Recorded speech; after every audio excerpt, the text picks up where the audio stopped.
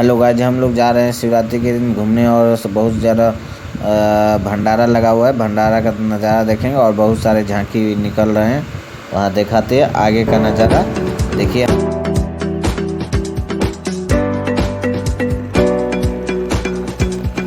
भंडारा में शामिल होने जा रहे हैं। देखिए हम लोग आगे भंडारे में, और भंडारे में हम लोग कचौरी और खीर सब्जी खा रहे हैं। और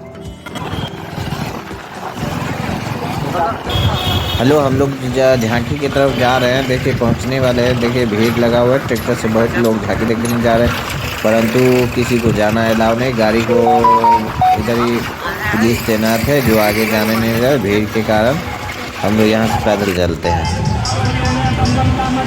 चलिए देखिए और झांकी का मज़ा उठाइए। बहुत सारे झांकी में डांस प्रोग्राम का है, भक्ति गाना के साथ लीजिए मज़ा।